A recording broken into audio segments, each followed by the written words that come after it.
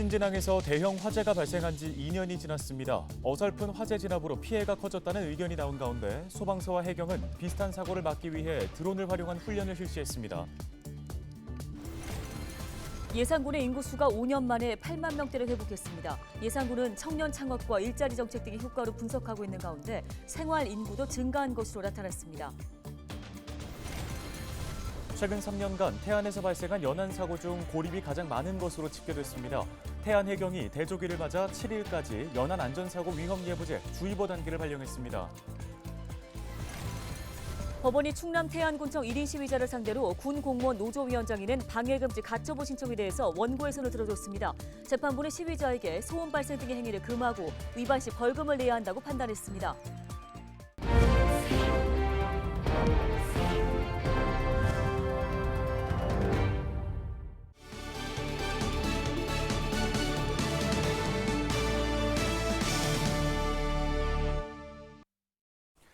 여러분 안녕하십니까? 헬로티비 뉴스입니다. 태안 신진항에서 대형 화재가 발생한 지 2년이 지났습니다. 당시 화재 진압에 어려움을 겪으면서 많은 어민들이 큰 피해를 입었는데요. 네, 태안 소방서와 해경 등이 비슷한 사고가 일어나지 않도록 훈련에 나섰습니다. 정호석 기자가 취재했습니다. 시꺼먼 연기가 맑은 하늘을 뒤덮기 시작합니다. 급하게 물을 뿌려보지만 선박에 붙은 불은 쉽게 꺼지지 않습니다. 지난 2021년 3월 신진항에서 발생한 대형 화재. 이 불로 30여 척의 배가 불에 타는 등 조업 손실을 제외한 피해 금액만 170억 원 이상에 달했습니다. 4억 넘게 지금 빚을 진 상태고 저만 그런 게 아니라 저보다 더 많이 진 후배들이 많아요. 상당히 어렵습니다. 지금 이자에 뭐에 지금 또 코로나에 인해 가지고 낚시 손님들도 많이 안 오는 거 하니까 상당히 경제적으로 많이 힘들어요. 당시 어민들은 해경과 소방서가 화재 진압 골든타임을 2차례 놓치는 등 어설픈 진압으로 피해가 커졌다고 주장했습니다. 태안 지역에는 29개의 크고 작은 항포구에 선박들이 정박해 있어 화재 발생 시 초기 진압에 실패하면 대형 화재로 이어질 가능성이 높습니다. 이에 따라 태안 소방서와 해경 등 유관기관 소속 250여 명은 선박 화재 진압 훈련을 실시했습니다. 화재 진압과 인명구조 등 실제 선박 화재 상황을 가정해 진행했습니다. 정박한 선박 화재는 소방과 해경 등 유관기관의 공조 없이는 화재 진압 및 오염 통제가 불가능한 큰 해양 재난 사고입니다. 지속적인 훈련을 통해 각종 재난 사고에 대비 국민들이 안전하게 어업 활동에 종사하는 데 보탬이 되도록 하겠습니다. 이번 훈련에는 드론이 투입돼 눈길을 끌었습니다. 드론으로 불이 시작된 지점을 찾고 구명조끼와 구명한 등을 투하해 인명구조에 활용하는 방안을 찾기 위해서입니다. 또 소방호스와 드론을 연결해 지상과 멀리 떨어진 선박에 정확하게 물을 뿌릴 수 있는지도 실증해봤습니다. 밧줄이 끊기거나 계류질이 끊기면 먼 해상으로 표류하게 되는데요. 그때는 소방 차량의 방수 범위를 벗어나게 됩니다.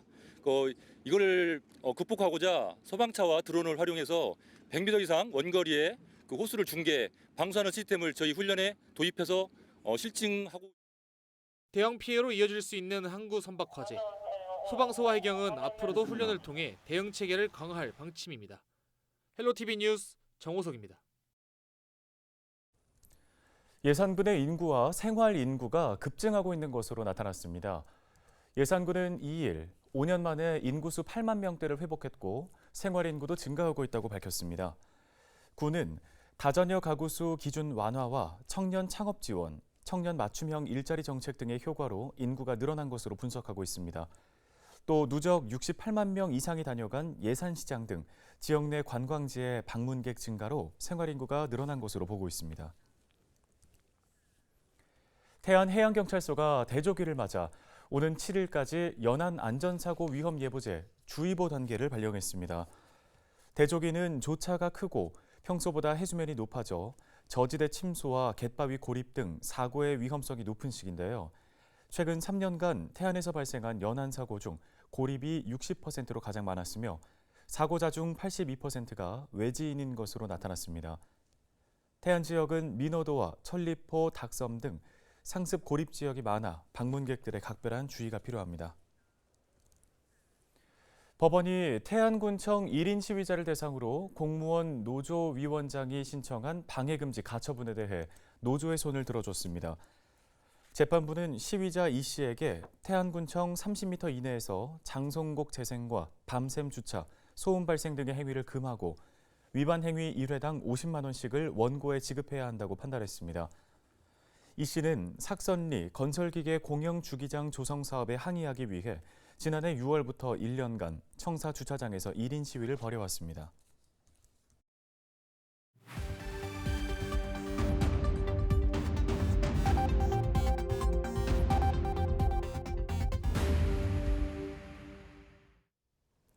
시청자 여러분 안녕하세요. 여러분의 교통안전을 책임지고 있는 충청남도 경찰청 박기량 경장입니다.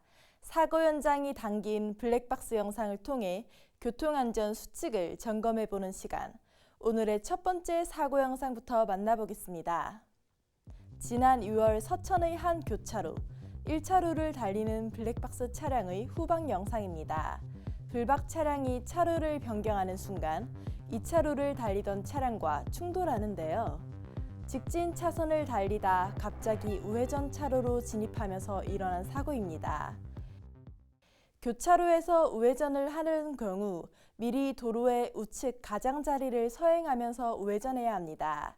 특히 직진 차로에서 우회전이나 좌회전은 할 수 없습니다. 교통안전과 원활한 순환을 위해 교차로 통행 방법을 잘 준수하면서 안전운전 하시길 당부드립니다.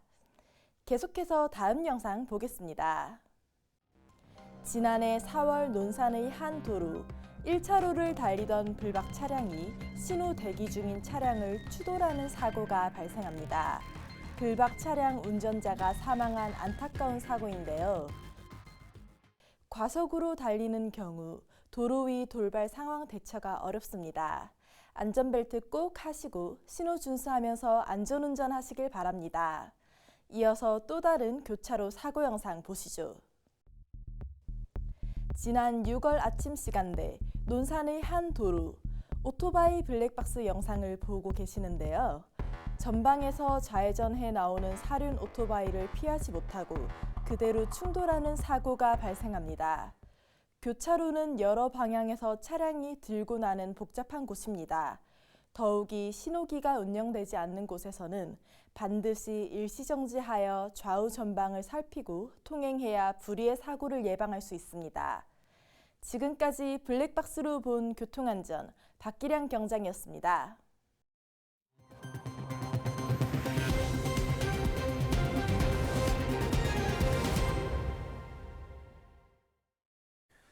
전남의 대표 공공기관 유치 권역인 나주 빛가람 혁신도시는 인구가 4만 명을 넘기지 못하고 있습니다. 정주 여건이 불안정해 나홀로 이주한 직원이 전국에서 두 번째로 많은 상황인데요. 네, 정부 2차 공공기관 이전 사업을 통해 혁신도시를 완성시키겠다며 지역 정치권이 사활을 걸고 있습니다. 보도에 서경 기자입니다. 1차 공공기관 지방 이전 당시에 한전을 비롯해 에너지 관련 기관들이 이주한 전남 나주 빛가람 혁신도시.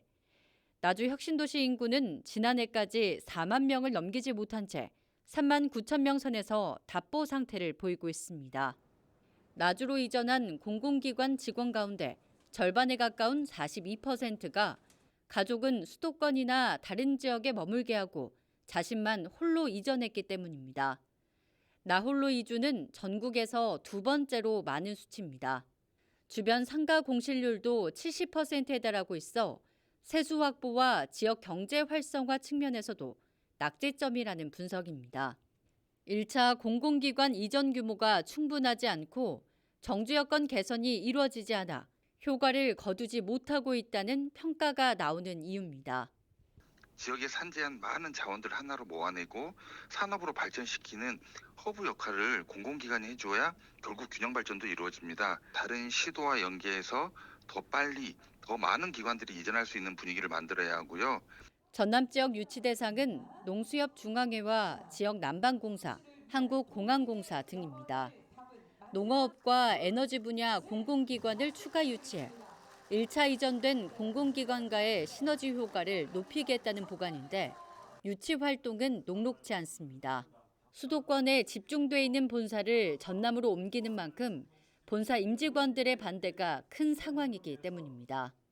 여전히 이제 수도권에 머물러 있는 임직원들의 어떤 의사가 강하니 좀 반대 여론이 좀 있습니다. 그런데 이제 최근에 거론되고 있는 산업은행의 이 부산권 이전과 맞물려서 호남권에도 그에 걸맞는 기관 이전이 필요하다. 특히 금융기관의 이전이 이런 생각을 가지고 있습니다. 최근 충북 지역에서는 2차 공공기관 지방 이전 시 인구 감소 지역으로 우선 이전할 것을 촉구하기도 했습니다. 인구 감소가 국가적인 문제로 대두되면서 지역 소멸 위기가 커지고 있기 때문입니다. 국가 균형 발전을 목표로 2차 공공기관 지방 이전을 추진하고 있는 국토교통부. 올 상반기 안에 2차 이전 기본계획 청사진을 발표할 계획인 가운데 도민이 원하는 그림이 완성될 수 있을지 주목되고 있습니다. 헬로티비 뉴스 서경입니다.